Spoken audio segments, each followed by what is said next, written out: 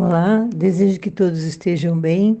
Nós vamos ver hoje o 5º capítulo do livro Nossos Filhos São Espíritos, cujo autor é Hermínio Camargo Miranda. E o título desse 5º capítulo é Um Frasco de Veneno. Se você retirar o rótulo de um frasco de veneno mortal e colocar outro de água potável, não mudará em nada o conteúdo do frasco, que continua sendo uma droga letal. Nada, pois, de eufemismos e meias palavras para tentar esconder uma dura e feia realidade. O aborto é assassinato premeditado que jamais passará despercebido às leis divinas, que tudo regem. Não se deve esquecer, contudo, de que essas mesmas leis oferecem os recursos necessários à correção dos nossos erros. Então, vemos que, se fizermos algo que prejudique alguém, seja ele quem for, passamos pelas consequências dessa ação. E a nossa consciência pode querer esquecer, mas ficará gravada em nossa alma e um dia pode levar centenas de anos, mas em alguma encarnação passaremos pelo resgate da prova que criamos um dia. O mesmo acontece na situação do aborto, que é tirar uma vida em desenvolvimento. Deus é o Criador do universo, com suas leis que atuam em toda a criação. Nós, humanos, somos co-criadores. Qual o nosso papel no universo? É colaborar com a criação divina. E uma das possibilidades é dar a vida a alguém que precisa reencarnar, assim como nós precisamos. Gerar um filho é um ato sublime se hoje fazemos nossas escolhas e estamos encarnados em aprendizado, realizando nossos objetivos aqui nesse planeta, é porque um casal se propôs a gerar o nosso corpo e cuidar de nós, os nossos pais. E quando não estamos fazendo nossos deveres, quando não assumimos nossas responsabilidades, Deus providencia um recurso para cumprirmos os deveres que assumimos no tempo que tivermos condições de reparar. Deus é amor acima de tudo. A gravidez pode não ser planejada pelos encarnados, mas a espiritualidade tem conhecimento e pode promovê-la ou permiti-la. Se ocorre, certamente é porque Deus permite. Continuando a leitura. A criança cujo corpinho está sendo gerado, seja ele um mero ajuntamento das 2 ou 4 células iniciais, é um espírito adulto e consciente, dotado de todo um acervo de experiências anteriores, vividas em outras existências terrenas. Se você interrompe a trajetória do corpo em formação, esse espírito, ainda que não totalmente ligado ao pequeno feto, receberá o impacto físico e emocional da violência e da rejeição. E como se você tivesse batido a porta do rosto daquele que veio à sua soleira, em noite escura, de temporal gelado, em busca de abrigo, alimento e calor humano. Em busca de acolhida e amor que, na certa, você até lhe deve. O aborto produz, invariavelmente, uma sequela de trágicas proporções de gravidade, tanto para a mãe ou os pais que rejeitaram o espírito que se preparava para renascer, como para ele, especialmente, se ele ainda se encontra em situação de desequilíbrio emocional ou mental. Então, assim que a célula feminina é fecundada, o espírito se liga à célula ovo, dando o desenvolvimento do embrião, né? E que constituirá o corpo do bebê. E caso seja provocado o aborto, o espírito vai sentir uma ação de muita agressividade e também seus sentimentos ficam abalados porque ele precisa encarnar para evoluir, assim como todos nós precisamos. Se a gravidez ocorre, é porque o casal tem alguma responsabilidade por aquele espírito. Talvez o casal sejam devedores a esse espírito, ou pode ser alguém que veio para auxiliá-los.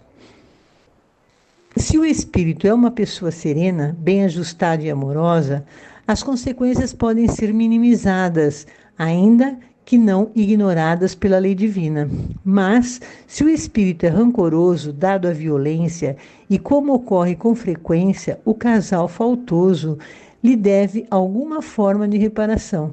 Precipita-se, usualmente, um processo de conflito, perseguição, vingança e acirramento de antigos rancores, que, em vez de se abaterem, ressurgem com renovado vigor.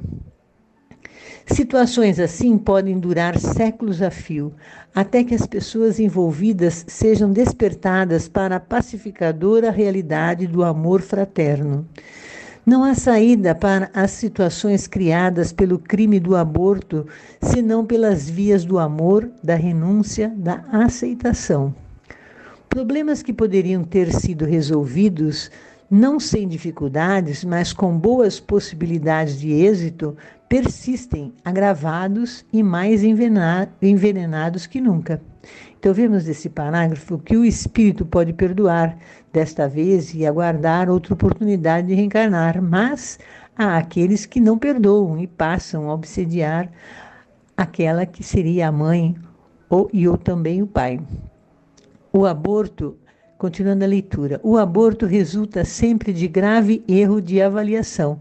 A pessoa que o provoca, ou seja, a mulher grávida, por sua própria iniciativa, o parceiro masculino que exerceu sua pressão direta ou indireta, o médico ou a curiosa que o pratica, todos se envolvem nas responsabilidades do crime cometido, aliás, contra uma pessoa que não tem sequer como defender-se ou, pelo menos, fugir. Ela é sumariamente destroçada, não que deixe de existir como ser imortal que é, mas tem cancelado a sua oportunidade de uma nova existência para a qual certamente tem um programa a cumprir. Então vemos que é realmente uma situação muito difícil. A criança não pode nascer e não tem como se defender, e a mãe pode correr o risco de desencarnar também.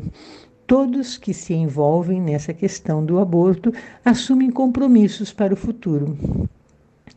Continuando a leitura.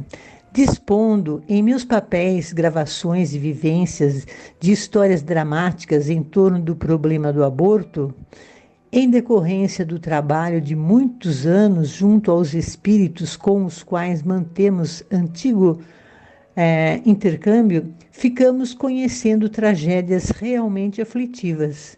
Dizíamos, contudo, que o problema resulta de erro de avaliação e comentamos o aspecto de que há um envolvimento inevitável de imprevisíveis consequências em qualquer procedimento abortivo. Realmente, as leis humanas ignoram, toleram ou até admitem e incentivam o aborto, mas não lhe retiram jamais a condição de um crime contra as leis naturais, ou melhor, as leis de Deus, que exigem a reparação para que se mantenha a harmonia cósmica nelas implícita. Então vemos que as leis humanas podem ser modificadas, mas as leis divinas não têm o que corrigir ou se modificar, pois Deus é perfeito e tudo que Ele faz é perfeito. Continuando a leitura, as pessoas que solicitam ou promovem o aborto parecem totalmente desinteressadas das consequências do ato, seja por ignorarem de fato a amplitude de suas implicações, seja porque, embora suspeitando ou cientes delas, obstinam-se em cometer o delito que as leis humanas não configuram como crime suscetível de punição, a não ser quando praticado por pessoa legalmente inabilitada. Diz-se que, nesse ponto, a lei evoluiu, admitindo e até estimulando hoje o que há algum tempo condenava, mesmo em profissionais da medicina legalmente habilitados à intervenção abortiva sem causa relevante. Pessoas irreligiosas ou francamente materialistas não têm a menor dúvida ou escrúpulo ao extinguirem uma vida que ensaia seus primeiros passos no mundo da matéria densa. Para essas, o feto é apenas um conglomerado celular descartável, de vez que ainda não teria sido dotado de razão, sentimento, emoção e inteligência. Ou seja, ainda não é uma pessoa humana, tal como entendem isso. São muitos, por outro lado, os que não acreditam mesmo nessa história de alma, espírito, sobrevivência ou renascimento. E por isso nem estão preocupados com o que possa acontecer. Para eles, a morte do feto ou do adulto é acidente inevitável que encerra para sempre a atividade do ser humano, que mergulharia no poço escuro e sem fundo do não ser, ou seja, desencarnavam e não existem aqueles que acreditam que ninguém reencarna novamente, né? A realidade é bem outra. A cada feto rejeitado ou bebê estrangulado corresponde um espírito vivo, consciente, sobrevivente e mortal. Muitas vezes o corpinho em formação não tem mais do que umas poucas centenas de gramas de peso e logo é esquecido, depois de ter sido arrancado ou expulso do organismo materno. Mas o espírito que se preparava para utilizar-se daquele corpo continua vivo e consciente, em alguma dimensão das muitas realidades invisíveis que nos cercam por toda parte. Ele estará lá à espera daqueles que lhe negaram a sagrada oportunidade da vida, senão com uma atitude agressiva e ameaçadora, pelo menos com o perplexo olhar e o dramático silêncio da censura ou da mágoa. Não poucas vezes começa a perseguir e atormentar seus assassinos, enquanto esses ainda se encontram na terra, dando continuidade à vida física e, quem sabe, promovendo outros abortos contra outros espíritos ou até contra o mesmo que, porventura, tenha voltado para a nova tentativa. Este é um dos erros de avaliação. Achar a pessoa que aborta que, removido o feto, estará livre para sempre do problema, porque aquilo é apenas uma bolinha de carne ainda disforme. Mas, eu dizia há pouco, que disponho de depoimentos impactantes de espíritos que se deixaram envolver nesse trágico equívoco. Como não dispomos de espaço para relacionar alguns deles, creio oportuno optar pelo relato de apenas um, aliás, publicado em A Folha Espírita de São Paulo, de onde o leitor interessado poderá resgatá-lo e desejar conhecer melhor os detalhes. O espírito que nos veio contar este caso era o de uma mulher. Na existência anterior, abortara sistematicamente todas as vezes que engravidara. No tipo de atividade profissional que exercia, entendia que os filhos não passavam de estorvos a serem removidos com a possível presteza. Como iria ela cuidar deles? No sacrifício diário e noturno, cansando-se, envelhecendo, estragando as mãos e principalmente o corpo, que era seu mais precioso patrimônio? Nada disso. Pareceu-lhe mais cômodo eliminar todos os bebês assim que davam início à formação do corpinho a eles destinado, ou mais tarde, em alguns casos, já nascidos.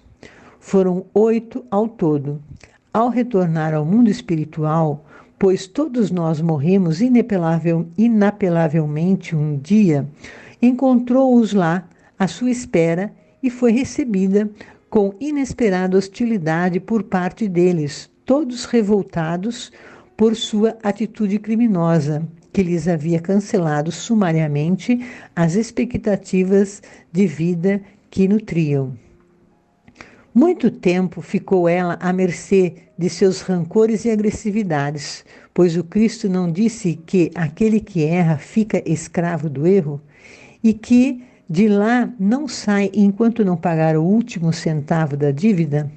É dívida mesmo, igual a qualquer outra no plano terreno, só que esta, mesmo disposto a pagar, não o livra da cadeia. Você a resgatará, com seu trabalho, suas canseiras, suas lágrimas, para que um dia volte a sorrir, após ter reconquistado a confiança daqueles perante os quais falhou. Para encurtar a história, a moça foi socorrida no mundo espiritual, compreendeu a extensão e gravidade de seus erros e decidiu aceitar. Que outro remédio teria? As condições que lhe foram concedidas, pois nada é imposto, a não ser em casos extremos. As condições eram as seguintes: ela renasceria numa família pobre, na Argentina, primeira filha de um casal. O pai, desajustado, seria um alcoólatra de difícil recuperação. Ela própria o havia desencaminhado em existência anterior. Depois dela, nasceriam todos os 8 espíritos que ela recusara pelos abortos praticados na vida anterior. Em seguida, a mãe dela e das demais crianças morreria, deixando com ela a responsabilidade de criar, com o suor de seu rosto e o trabalho de suas mãos, os 8 irmãos que ela rejeitara como filhos. De contrapeso, ficava ainda o pai problema, antigo amante, igualmente rejeitado. Seria bela e saudável, mas sua situação não lhe permitiria casar-se, embora tentada pelo assédio de mais de um pretendente. Se o fizesse, desorganizaria todo o plano assentado.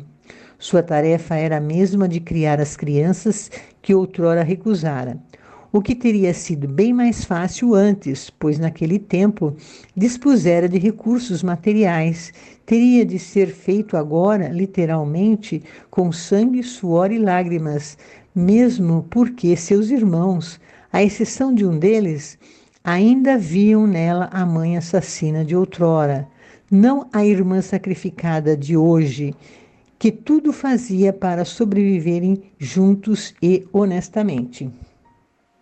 Então, aqueles que poderiam ter sido filhos dela agora vieram como irmãos, e nessa encarnação ela tinha poucos recursos para auxiliá-los. Conforme recusamos passar por certas provas, corremos o risco de dificultar ainda mais o resgate de certos débitos do passado.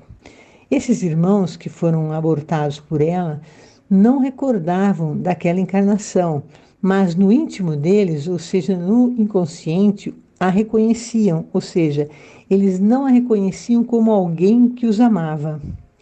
Então, vou continuar aqui a leitura. Para esse projeto de dificílima execução, ela contaria com 2 importantes auxílios: o da mãe, antiga companheira espiritual sua, já fora sua mãe em outra oportunidade, e que se propusera a vir ter com ela os filhos que ela recusara.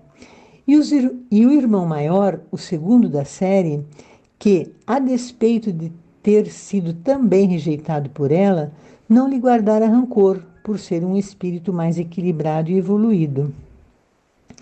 A alguém que lhe explicou todo esse plano de recuperação, ela perguntou: mas por que não me deixam casar e ter normalmente os filhos, em vez de tê-los como irmãos problema, tão trabalhosos e hostis, sem o apoio de um marido? Isto não era possível, explicaram-lhe. Primeiro porque ela precisava criar as crianças com seu trabalho pessoal, que lhes recusara anteriormente, e não com o trabalho do eventual marido. Segundo, porque os espíritos dos filhos rejeitados ainda sentiam por ela muita mágoa e até rancores não superados. A gestação deles criaria dificuldades insuperáveis. À vista do antagonismo filho e mãe, muitos poderiam abortar repetidamente, frustrando os planos de reconciliação. Então, nós vemos aqui que é relatado que aqueles que foram filhos dela não puderam nascer como filhos novamente, porque as mágoas profundas deles dificultavam a gestação. Poderia ocorrer aborto espontâneo, porque eles ainda não a haviam perdoado. Continuando a leitura. Estava, pois, colocada diante de uma situação inescapável. Poderia, claro, recusar tudo aquilo, pois ainda lhe restava o sagrado direito do livre-arbítrio, mas isso representaria apenas um adiamento embrulhado num agravamento dos problemas que permaneceriam sem solução. Até quando? Mais um século, ou 4, ou um milênio? Além do mais, quando seria possível reunir novamente num só ponto todas as personagens da trágica história e encaminhá-las à recuperação? Não havia, pois, alternativa mais aceitável ou mais suave. Ela suspirou fundo e se conformou. Diante dela, desdobraram-se as imagens de um futuro que praticamente já existia, mas que ainda estava por vir. Ela podia vê-lo e senti-lo nas mãos, que o rude e exaustivo trabalho consumiriam, no belo corpo que as canseiras deformariam, nas suas frustrações, nas suas ânsias e renúncias, no desencanto de uma vida de prisioneira atada ao peso de tantas responsabilidades, no desamor e ingratidão de irmãos hostis, sempre a cobrarem-lhe mais do que ela poderia dar-lhes, nas agonias e angústias da solidão, no meio de tanta gente cheia de rancores, que lhe caberia converter em amor, entendimento, compreensão e perdão. Essa é a história da querida amiga que chorou comigo em uma lágrima de arrependimento e sorriu, um sorriso molhado de esperança. Despedimo-nos como pai e filha, pois ela sonhava ainda nascer por aqui mesmo, onde pudesse, se não ser minha filha, pelo menos encontrar-me para que também pudesse ajudá-la em suas dificuldades, pois confiava em mim e nos demais companheiros. Eu a recebia de coração aberto, porque sua história me comoveu, mas ela tem um programa a cumprir e eu já estou vendo no horizonte dessa existência o clarão deslumbrante do pôr do sol. Se a leitora ou o leitor dispuser de um momento, faça por ela uma prece comovida para sustentá-la em suas lutas regeneradoras. Devo acrescentar, para esclarecer, que essa narrativa foi escrita e divulgada a pedido do próprio Espírito, para que outras mulheres soubessem, disse ela, um pouco mais a respeito da tragédia do aborto. Reitero a observação inicial de que as leis divinas estão sempre prontas a oferecer-nos oportunidades de resgate e reajuste. Elas não são punitivas, e sim educativas, mas que são severas, são. O autor do livro relata um fato bem grave, mas que deixa bem claro que nada fica perdido e esquecido no mundo. Deus existe e conhece cada uma da sua criação e todos estão evoluindo. E aqueles que estacionam em sua evolução acabam recriando provas que os levarão ao aperfeiçoamento moral e intelectual. Amoroso, né? Em tudo isso, o grande objetivo é a evolução de todos nós, e assim, cada vez mais, nos aproximamos de Deus no sentido de compreender, saber amar o nosso Criador e a vida. Seguir com fé e esperança, praticando as leis do amor, da caridade e da fraternidade. Tem uma música de Gonzaguinha que nos leva a seguirmos sempre adiante e não querer voltar atrás. Afinal, o aborto não deixa de ser um passo para trás. Eu vou ler a letra. Ontem, um menino que brincava me falou: hoje é semente do amanhã. Para não ter medo que este tempo vai passar, não se desespere e nem pare de sonhar. Nunca se entregue, nasça sempre com as manhãs. Deixe a luz do sol brilhar no céu do seu olhar. Fé na vida, fé no homem, fé no que virá. Nós podemos tudo, nós podemos mais. Vamos lá fazer o que será. E assim finalizamos nossas reflexões de hoje. Que tenhamos uma boa semana. E oremos por todos que sofrem neste planeta, por todos aqueles que não conseguem enxergar o futuro sempre melhor. Obrigada a todos.